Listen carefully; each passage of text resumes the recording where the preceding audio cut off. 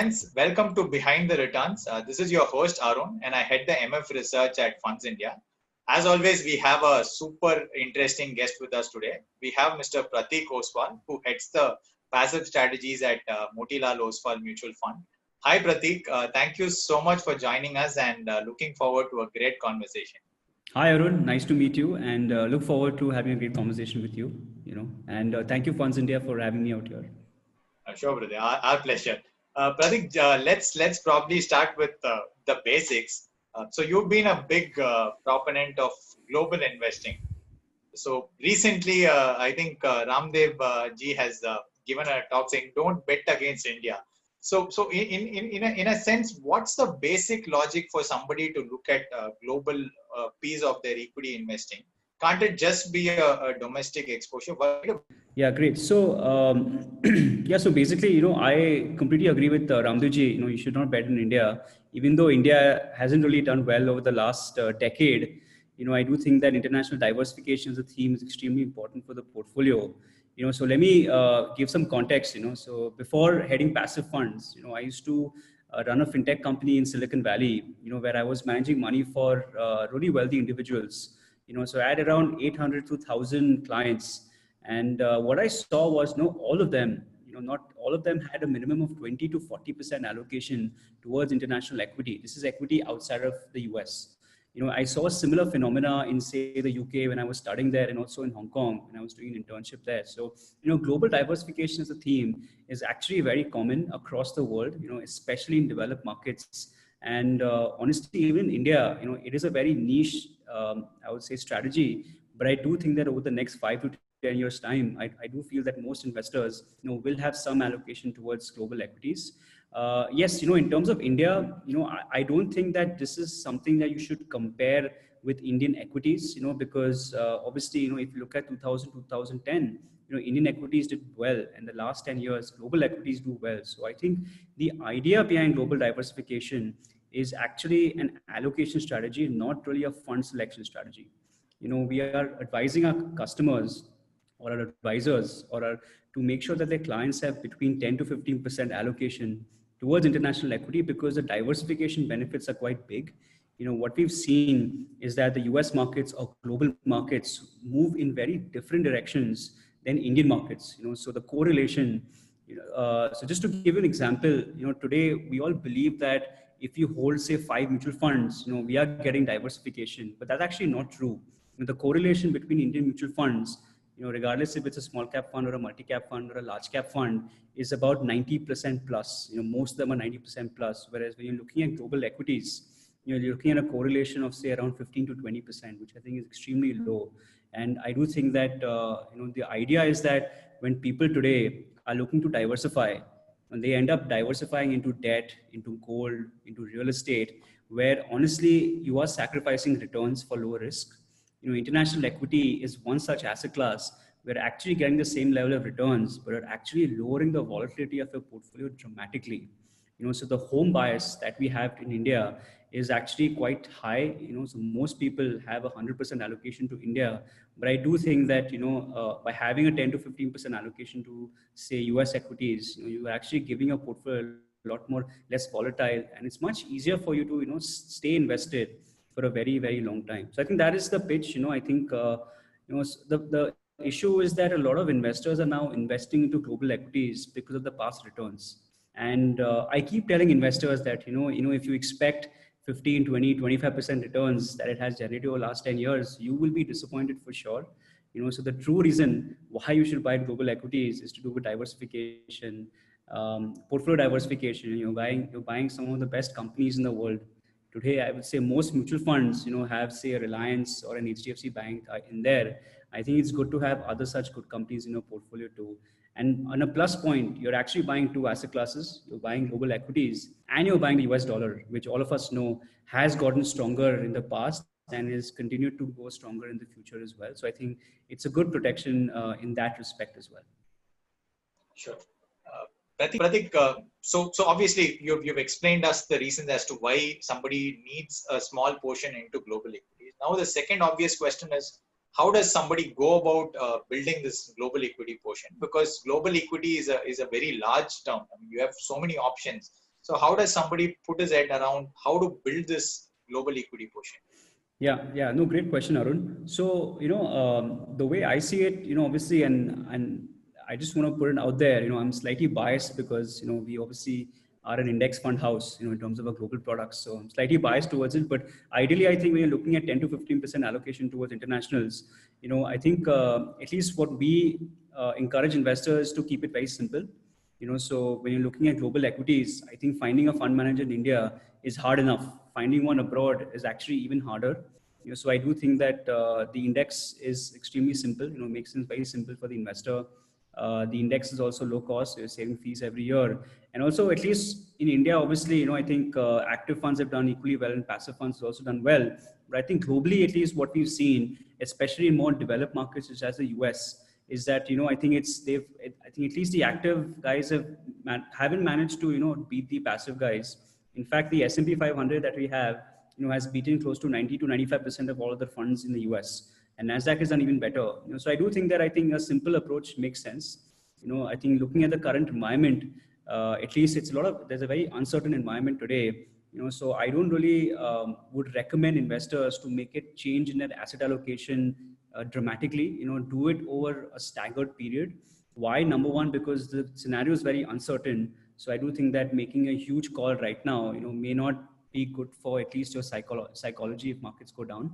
But at the same time, I think making sure that over the next 14 to 16 months, you are actually getting to that 10 to 15% is what's most important, because I think the benefits of diversification, happen when you allocate a substantial part of your portfolio to it. So just to give an example, if someone puts in say 2% or 3% of his portfolio towards global equities, then it's just some other fund in your portfolio. It doesn't really matter. It's just some fund. The diversification doesn't come across. Whereas, if you have a good 10 to 15% allocation, I do think that, I think then obviously you can see the benefits of diversification, of low correlation, having the dollar at your side. I think that will really play out in a very big way. So I would recommend keeping it very simple. Look at simple funds and look to build your portfolio over time, say next 8 to 12 months time. So if you're looking to say deploy, I don't know, maybe 1 lakh or 10 lakh rupees, you can maybe break it up into say 8 to 10 parts and then deploy it on an STP or an SIP basis. That I think is probably the most prudent way of doing it at this point of time. So Pratik, if you broadly look at the overall theme of global diversification, obviously people have been talking about it for a long time. So if you look at it 10 years back, but then the immediate retort was that, hey, India has done great between 2000 and so that was a decade of probably Indian equities had outperformed probably any global market. But now it's just the reverse. So now the question is that there is always a mean reversion happening, that a decade is dominated by a particular country or a continent, or whichever way you slice and dice it, and then it mean reverts. The next decade, eventually some other new winner emerges. So with that mean reversion as a context, how should somebody see US equities in the current context? Yeah, so I actually agree with that, which is why, I think if you look at India and US over the last 20 years, then India has actually done the same as the US in terms of returns, and this is adjusted in INR. And if you look at it over, say, a 35-year perspective, then actually the US has done better than India. So I do think that, it's very hard to say what will do well over the next decade. I think, I spoke about this before an interview. What we've learned from the past is that the future always manages to surprise us. So I do think that looking at mean reversion strategies can work, but also can work against you as well. I think the whole point about asset allocation, as a concept, which is what I'm a huge proponent of, is that, and the reason why asset allocation has become a gold standard today across I think the whole world, is because people have realized is that market timing does not work. And because market timing does not work, it's very prudent to spread your assets in multiple asset classes. Have some of money in Indian, have some of money in international, have some of your money in debt, in gold, in real estate, because you don't know what will work at what time period. So I think that is where I'm coming from. Yes, I do strongly feel that investors expecting the same level of returns, like that, for example, the Nasdaq fund has delivered 25% returns CAGR over the last 10 years. And people expecting that will be disappointed, I'm pretty sure. So I do think that the true thing is to just have a 10 to 15% allocation. I also agree, a lot of investors I talk about making a 70% or an 80% allocation. I do think that the idea behind this, obviously, you understand India very well. you understand its economics, its macroeconomics well. So I do think that obviously India should be part of your big portfolio, and this should be a form of diversification and nothing else. So I think that's where I stand in terms of timing. Have your bets in all asset classes and make sure that whatever works out well works out. If you obviously if US equities does not work out in the next 10 years, at least to have an asset class which will make sure that you at least have the dollar with you. So I mean the Indian, so you're buying two asset classes, you're buying US equities, you're buying the dollar. So I think if both don't work out, then obviously I think it's good for you because as a country you become richer. But very simple funda, keep it simple and use asset allocation. Don't yes, mean reversion strategy is something that makes sense, but honestly you never predict the future, so might as well have your allocations there. So Pratik, keeping it simple, let's say I allocate 10 to 15% into US equities.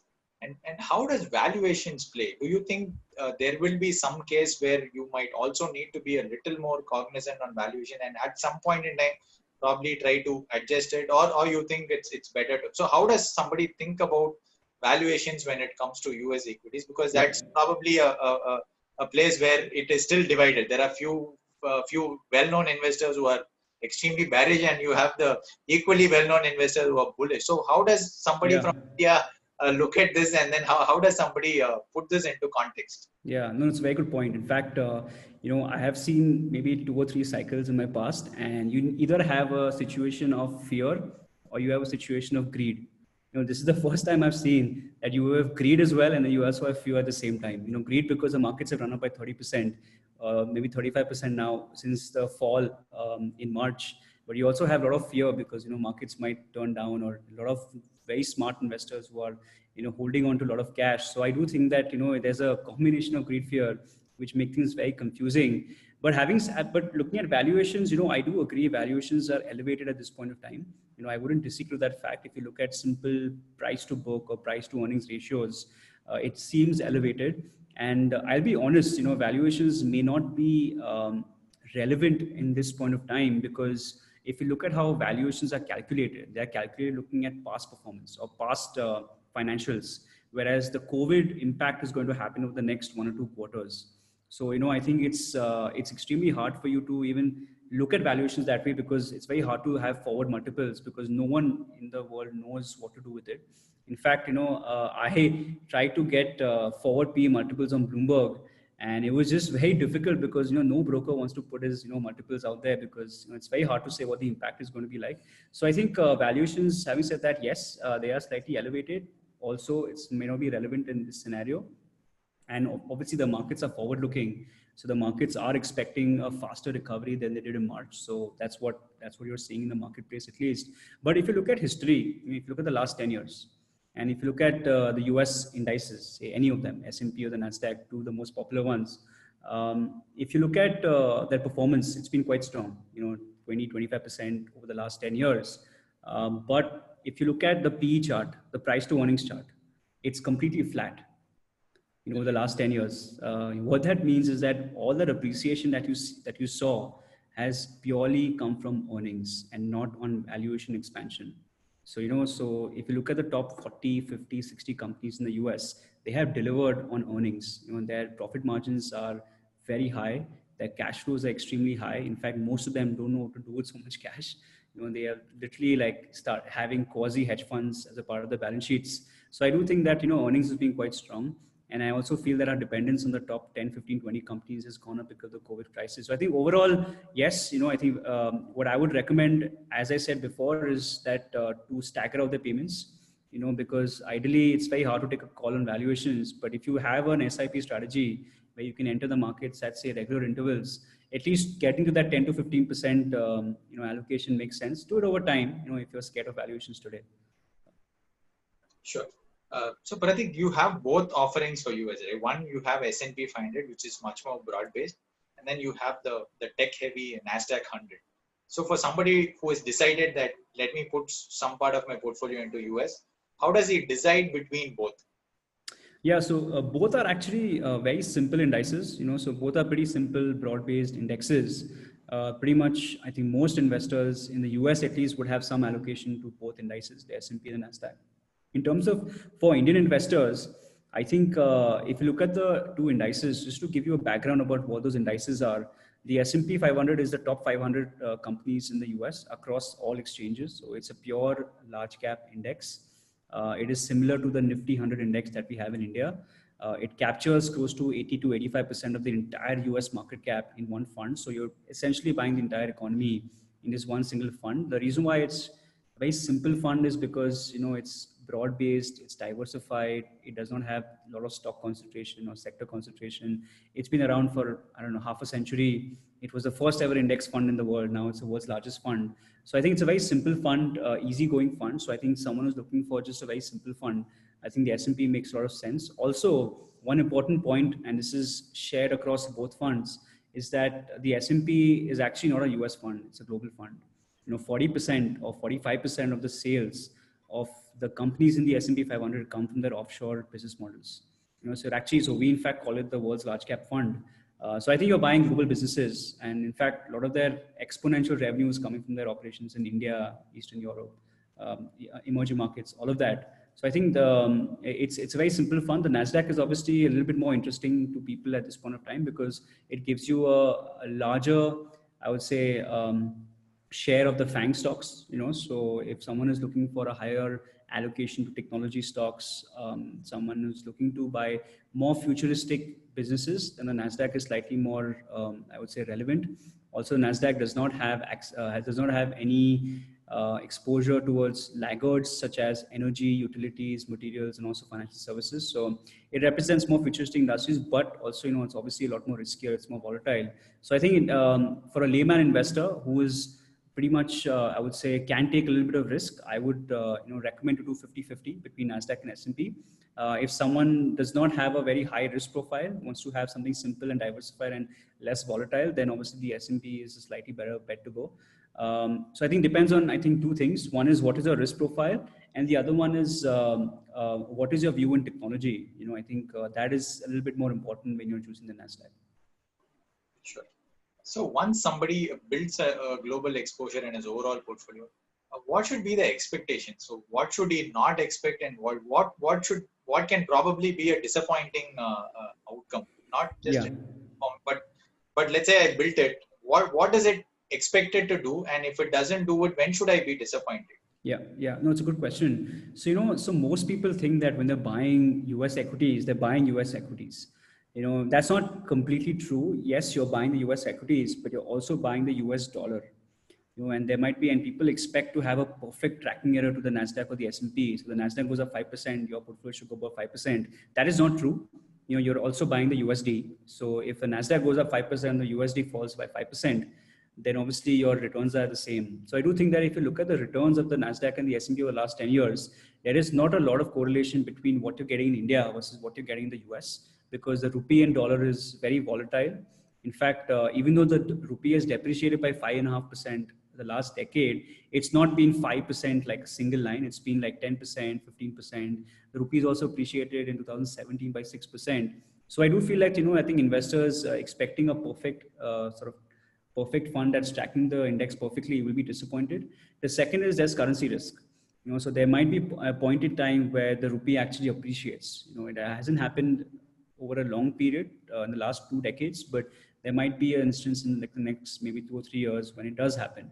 So that will obviously have a negative impact on your returns. So I think that is something which investors should look out for. Ideally, if you're looking at a diversification strategy, then it doesn't matter if the rupee goes up or down, because I think the whole point about diversification is to not have a view on things, is to let things be. But that is the second thing. And third is obviously high returns. I spoke about this earlier. I do think that a lot of investors have really high expectations of these US stocks, high expectations of a recovery. The market is currently built up with high expectations of companies as well as the economy. And if the economy does not prosper, if the stocks do not deliver, then obviously you'll have a negative impact. The last decade has been a golden period. I think investors should have lower expectations. So what we are advising investors to have expect similar returns from global as well as Indian equities. Don't do which is better, which is worse, but do it for the diversification and don't do it for anything else. So overall, we have seen this trend of passive doing extremely well in the global markets, and probably in India, it's the trend is slowly starting to pick up. So for so why do you think this whole passive versus active? Why what is the advantage of a passive vis-a-vis an active, and why do you think active is struggling in the global markets? And just extending the same thing to India, do you think it is eventually a matter of time before which we see the same trend playing out in India? Yeah, so there's so multiple views on this. I do feel that yes, in the mutual fund landscape in the US, if you see, people haven't managed to beat the index. So index has been quite significant in terms of, I think, beating all the active funds in the mutual fund space. But that having said that, if you look at active, I break out active into two strategies. One is obviously your index hugging funds, which are basically giving you 1% up, 1% down type of funds, which is where I think most, at least a lot of Indian market cap is currently there. And then you also have index agnostic funds. If you look at hedge funds, if you look at solutions, so my previous company was basically doing solutions on passive products where we used to put an option solution on top of a product to give investors better risk adjusted return. That was an active product, and it gave you slightly better risk adjusted return than an investor. So I think those products are actually very, in fact, the active space has actually left the mutual fund industry and has gone to the alternative space. So if you look at hedge funds, if you look at solutions, if you look at all these guys, they've actually become a lot bigger than they were 10 years ago. So I think that is where active investing has sort of fallen. And when it comes to the mutual fund industry, yes, I agree. Passive funds have taken off in a big way. I do feel like in India, yes, passive funds have made a great, at least they've done well in terms of assets. But when you look at the broad numbers, I think the only bigger investors in passive funds have been pension funds, government entities, pension funds, I think, and also obviously retail investors. But I think the big shift is going to happen when a lot of ultra HNI investors or institutions or family offices, start pushing their money in passive funds. I do think that yes, there is a lot of scope for alpha creation in India.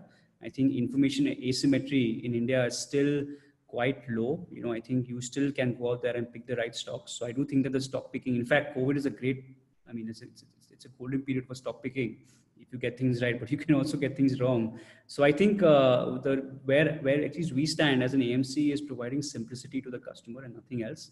I think today an average investor has to go out there and choose between 5,000 mutual funds. So passive funds make it a lot simpler. If you're looking out there, if you're looking for a mid-cap fund, you can either choose between say 150, 200 mid-cap funds, or you can just buy the mid-cap index and be happy. Same is with a small cap fund, or same is with a Nifty 500 fund.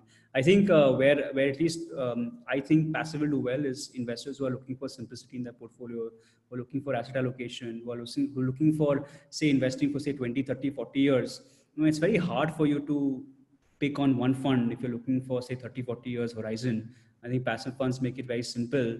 And also, I think a lot of investors who are looking to put their core portfolios. So there is this concept of core and satellite, where you want one part of your portfolio which you will not touch for 10, 15, 20 years, and the other part is you can actually go out there and find guys who can actually beat the market. So I think a lot of investors are now shifting their core portfolios to passive, and that can be a good driver for at least passive products in India. But so far, I think it's early days for passive.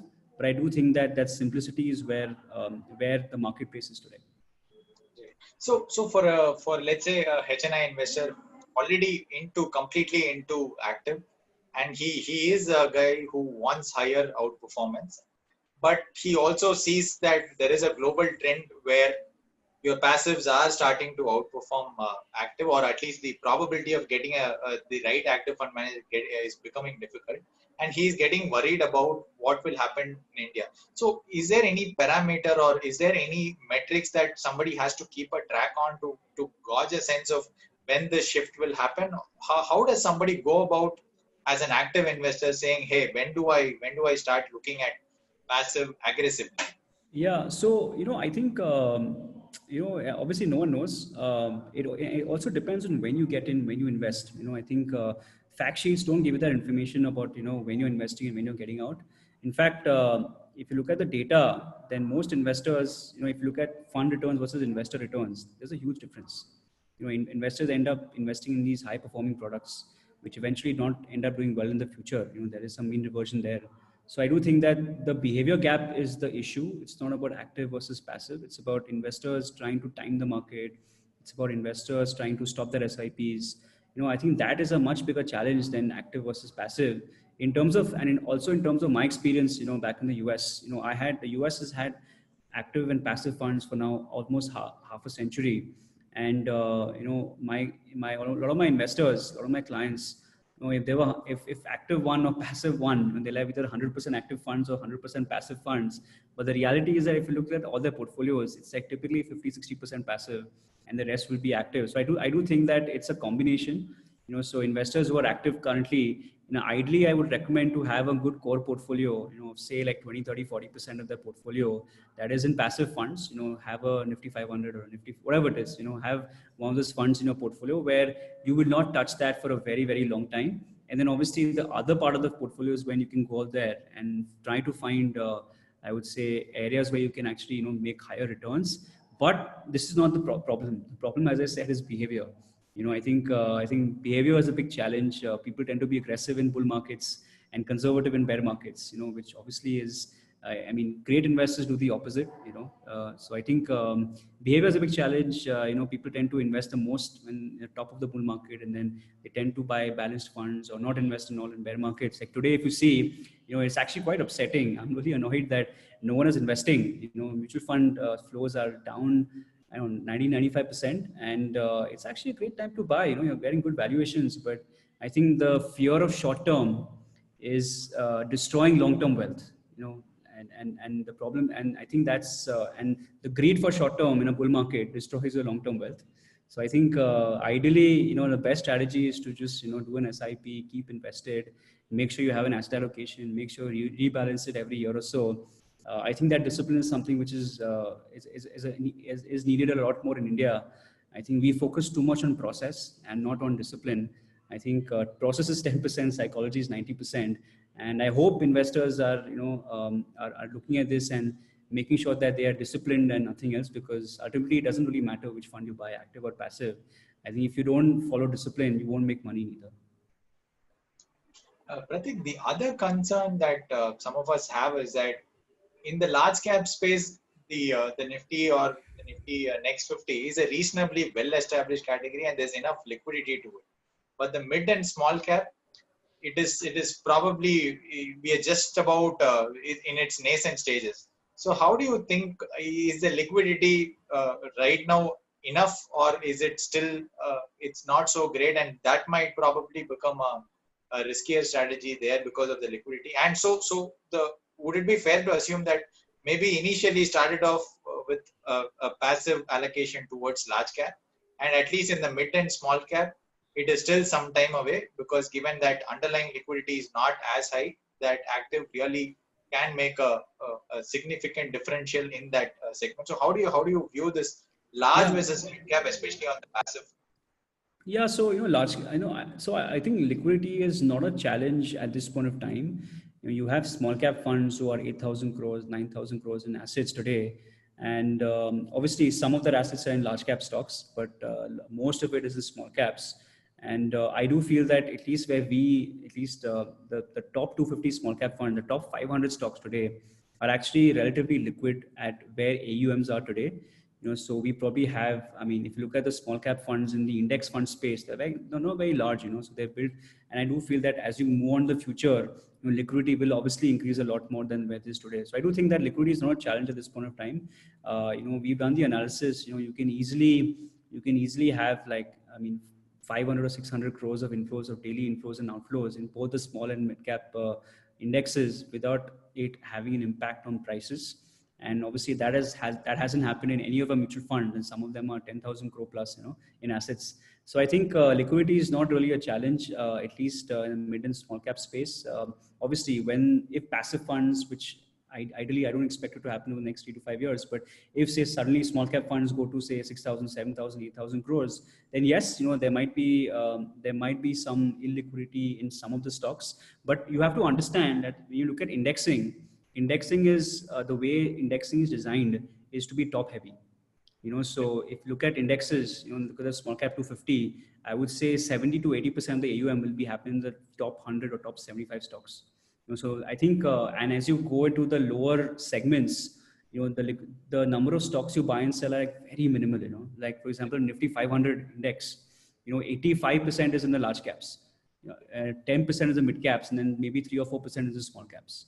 So I think indexing as a strategy, puts more weightage into the highest liquid stocks. So because of that mechanism, I think it's actually a lot less liquid than someone having to do an equal weighted strategy across all the stocks. So that is where liquidity is concerned. In terms of, I think, large caps, yes, large caps are extremely scalable. But I do feel that by the time mid and small cap scales up, I think liquidity will not be an issue in the future. Sure. Pratik, you've also written a very interesting article on a concept called minimalist investor.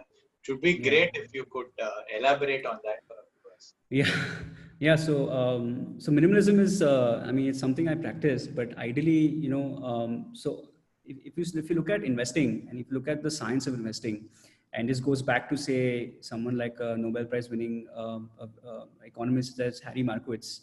He's quite famous, and if you look at his theories, you don't really need more than 30 or 40 stocks in a portfolio. So the diversification of a Nifty 500 and a Nifty 50 is exactly the same. There's no much difference. So ideally, the concept is that do you really need to have so many mutual funds in a portfolio? And this comes more from concern because I have actually spoken to investors who have 10, 15, 20, 25, 50 mutual funds. And typically, if you're having 10 equity mutual funds, you're essentially buying the market. You're buying the Nifty 500 essentially. So your portfolio will mirror the market. At any point of time, out of those 10 mutual funds, 5 will do well and 5 won't. So you're effectively getting market returns by paying high fees. So ideally, which is why I think, the concept here is very simple, is that you really need so many mutual funds. I think one mutual fund is actually good enough for your portfolio. It's also easy because rebalancing becomes a lot easier with low number of mutual funds. If you have 10 mutual funds and you have to say rebalance your portfolio, it becomes a very difficult job. There's tax consequences, all of that. So I do think that minimalism is like less is enough. You don't really need so many mutual funds in a portfolio. You ideally need to have, say, I don't know, maybe one equity fund, one debt fund, maybe one gold fund, and maybe one international fund. And I think, and if you do it in a very disciplined way, if you do your asset allocation in a very disciplined way, you'll probably do better than 90% of the investors. So I think that's where it comes from. I think the more funds you have, the more you have to worry about.